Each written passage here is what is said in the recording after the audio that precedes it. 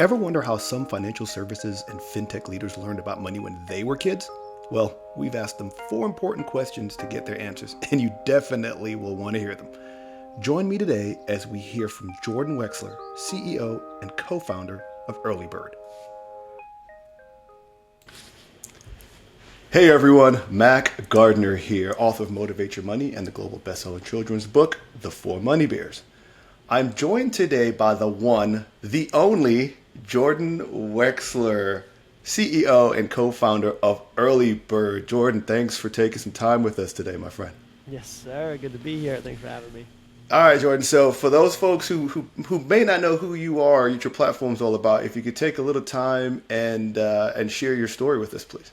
Yes, sir. So I run a platform called Early Bird. It's an investing app to empower parents, family, and friends to collectively invest in the children that we love, starting at the earliest age possible. So we're very focused on helping new and expecting parents launch investment accounts and really start building that financial foundation for their kids from day one. We believe that through the power of love, community, and capital, we can democratize access to generational wealth for all families. And so it's really a combination of those three key pillars that differentiates Early Bird. So I have been a fan of you and your platform for a long time because all of those things that you talk about is something that a lot of families want to be able to do, but are kind of like, where do we go to get something like that? So the fact that you and your team have built what you are building, I got a little goosebumps. I don't know if you can see clearly here on the camera, but I think it's really, really cool because it's just showing how fintech and technology can really bring a lot of things together and democratizing things like access to capital and managing capital is super cool. So you may know, Jordan, that we're working on building out the Four Money Bears Berryville, first of its kind gamified financial education platform that helps to teach, analyze, and track the financial education process from the K through 5 level, like starting it really, really early. And so I think a lot of what we're doing here is really in line to help families with young kids just start the conversation, start focusing on money and all those things. So this leads me to our first question, Jordan. What was your earliest memory of money education or financial education?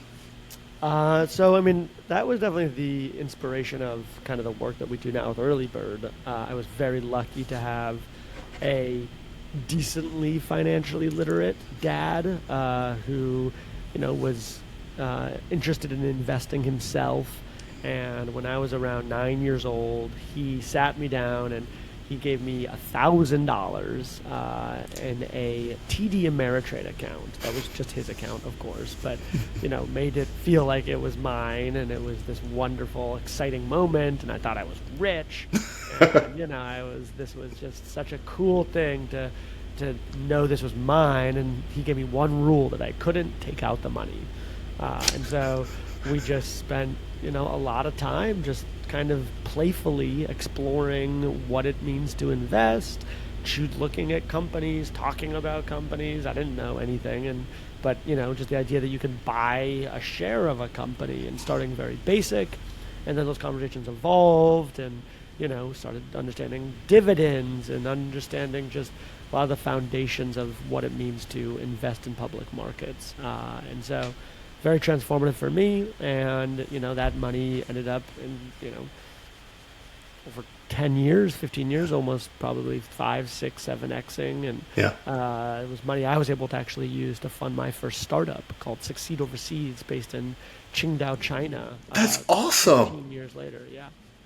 That's Jordan, why I love hearing and sharing stories about those first childhood memories is because those memories are what form our financial sort of makeup and our DNA and the connection with money. Is it a scarcity mindset? Is it an abundance mindset? Was it a conversation that was had at all? And so you having that conversation with your dad having that wherewithal to say, you know what, I'm going to put something into my child's experience that will literally stay with them forever. Yeah. That is so powerful, man. Yeah. So powerful. Imprinted on you for sure at such Yeah. a young age. And then, there's something beyond just the $1,000 that was, provided. It could have been $100. It could have been $25. It didn't particularly matter how much it was. But the bigger thing was that I also felt that love and support that my dad was investing in me, and the confidence it gave me to know that not only did I have some money behind, my future, but I also had this support that was transformative for me to be able to be confident to take the risks I took early in my 20s. That's awesome. So this leads to the second question, Jordan. What did money represent in your household when you were growing up as a young person? Do you have a sort of a thought on that or experience? Yeah. So my mom and dad were both PhD psychologists, so it was definitely middle upper class upbringing, which again, feel very lucky to be able to have been able to go through. But you had no control over that, by the way. yeah. And my mom and dad, though, both came from very poor upbringings, and so they brought a very pretty high, pretty kind of the mentality of scarcity for sure. My mom shopped at Target till she passed away, and really that was the only place she would ever buy stuff. And so there was this kind of interesting evolution of understanding that we had means and had money. Thankfully, it was never, there was never a worry, particularly of, food on the table or some of the most fundamental things. But it was definitely this kind of, unknown of how much we had until I got much more activated to understand finances and money and investing with my dad. And those conversations started to become more open and apparent, which is, I think, one of the most critical things for every single family. The idea that if you asked 100 out of, or 80 out of 100 people, how much money did your family have? They'll have no idea. No clue. The answer. No clue. And it's just such a travesty because my mom and dad both died, 6, 7, now 8 years ago. And, there's a lot of accounts. What's this? You have an, you have a retirement account. Like, wait, what? Like, people die, and then it's... And if the conversation isn't had, how does the next generation know? Not just... Here's the other thing, too, Jordan, not to get too deep on this, but it's not just the numbers that I've found being in this business for so long. It's the value attached to those accounts. Absolutely. And the purpose they served in that generation's life doesn't always get passed down. Yes. No, 100%. I mean, it's really deep. It's not the number. The number actually is very secondary. It's why do you have this retirement account over at TIAA versus somewhere else? Like, what was your thought process there? NDRI was my dad's company, and they were supporting it. What does it even mean? What were they contributing? How does that, even just for my own, for your own education? It's like, these are real life things. Why are we still have this just completely archaic faux pas kind of stigma around talking about these things money. When it just should be a mandatory conversation from the earliest years. But that, you're sharing that knowledge and empowering your family versus burdening them. And the philosophy behind it too. That's another thing. I think you were fortunate, Jordan, in that at least your dad had that interaction, engagement with you, at least say impart some sort of knowledge onto you. But I think for the most part, you're right. Families aren't talking about it when it should be something that they talk about. So, all right, you ready for question number 3? Here we go. We live in an age where young people are being taught a lot differently than they have in the past. How do you think we should teach young people about money and money management? So I really follow a specific learning model called applied learning, which is really about real life experiential learning. So, it's very different if my dad bought me a book about investing and said, "Here, read this," versus him saying, "Here's $1,000." It was monumental for me at that moment. I didn't even, I just knew the basics of what money was, but knowing that much money, I was like, whoa, like what? And so it changes everything, right? You're bought in, you're invested. And so the way that we have to learn about these things is by truly using real life experiences, putting kids in those situations, letting them learn, letting them lose, letting them do it. Letting them do it. I don't think that there's a better model out there, right? You can only force a kid to read so much.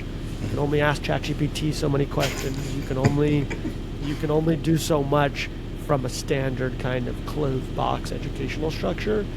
You really have to get out there and, make it or lose it, but you will learn. And that's the best way to go. I agree with you 1,000%. The thing that I look at when it comes to societal imprinting things on young people, I look at socialization. I look at things that are socialized from a very early age. So language, socialized. Food, socialized. Religion, socialized. Why isn't money and managing personal finances in a capitalist, consumer-based economy not something that's socialized? And so I think it's really important that young people have to do it. To your point, there's so much stuff out there on financial literacy and how do you manage money and the thing that's also kind of worrisome is now we have social media that's has all these faces and voices and different brands that are telling people what to do with money, and it's kind of like, who are you? Okay, who made you the authority on this stuff? And so as younger people now are starting to get, I have 3 kiddos. My youngest is 10. He's always on YouTube. He's always on social media doing stuff. And then the stuff that's being distilled into them, and he's playing video games. Why don't we have tools and resources that are allowing parents, teachers, whomever to give kids really good resources at an early age?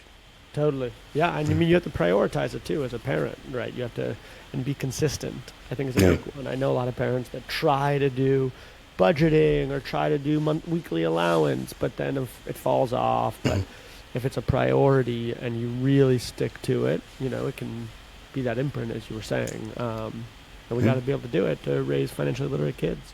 Amen to that. All right, last question. Ready? Yes, sir. What's the best advice you've ever been given when it comes to money, Jordan? The best advice I've ever been given with money is to always make sure that your money is working for you and that you have, put your money to work. I think is the biggest thing, right? The 8th wonder of the world of compound interest. There's nothing stronger and better than that. Another one is that you cannot, nobody beats or can predict the market. And, time is your greatest asset. So getting started as soon as possible and letting that money work and ride and go through the cycles of, ups and downs. But if you look at the past 100 years, the stock market's up 12%. And so ultimately you have to trust in that system. And yes, you can try to get rich quick, but it's a very quick recipe for probably losing everything. And, the great investors like Warren Buffett will tell you time and time again, right? Let your money ride in the safe and smart, diversified investments.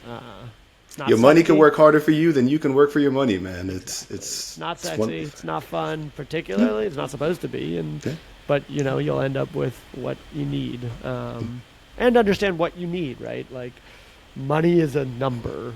Money is a concept, right? So a lot of people have this kind of construed perspective that they need more versus having actually a clear number and target that they're getting to.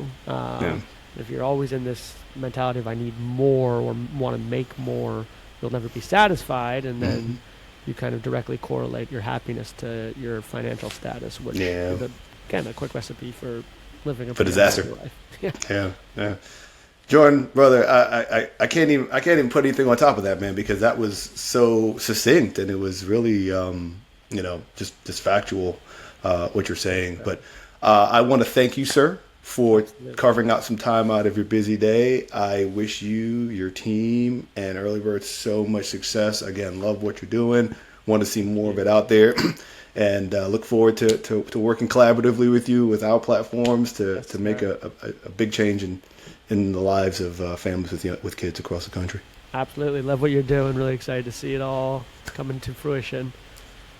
All right, brother. As I like to say, the journey continues. Yes, sir. Thanks, Mac. Thanks for joining us today. We hope you'll join us for our next engaging episode. Be sure to follow us on LinkedIn and visit www.theformoneybears.com.